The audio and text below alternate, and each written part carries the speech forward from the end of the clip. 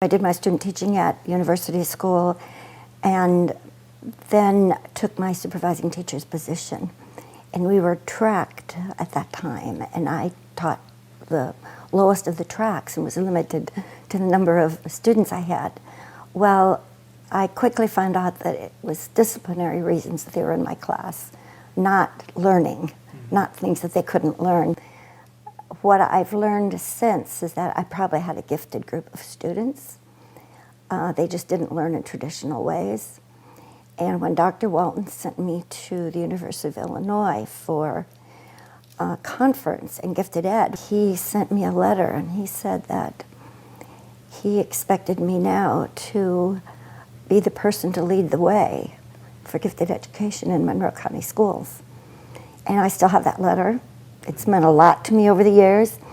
It says a lot about expectations, and I think from that time on, expectations have always been a part of what I've lived with.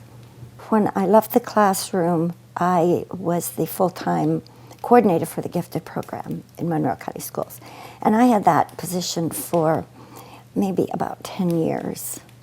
And then wanted to get back with the kids. So when I wanted to get back the kids at university school for an assistant principal position, they kept me as the full-time director of the gifted program and as the half-time assistant principal. So I just doubled up on my jobs.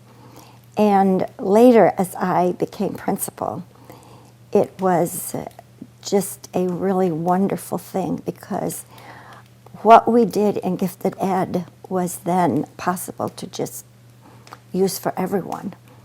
Since it was university school, and a lot of the faculty had kind of like grown up in university school, as had I, then we looked at how the materials fit the children instead of how they fit, some state requirements.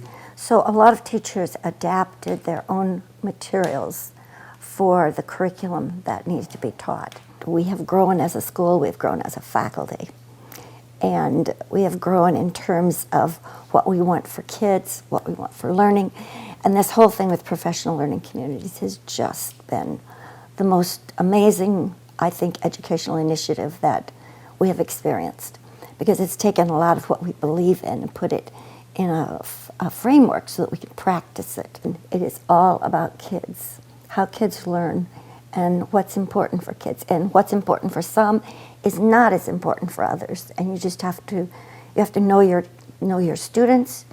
You have to know what they're capable of and what kind of expectations you can have of them. You get really good people, and you don't stand in their way. You let them do what they know what to do and how they want to do it best. And I think these last numbers of years, that's been my philosophy. We work towards goals. We know there are really wonderful ways out there that have come about to teach and materials that we want to use, but get them for the teachers and then let them do what they do best, which is work with the kids. And it's kind of like those first years I was teaching, have come back these last number of years, because I've felt a certain amount of fulfillment in allowing people that are professionals to do the things that they have been trained and I've learned to do. It's really great.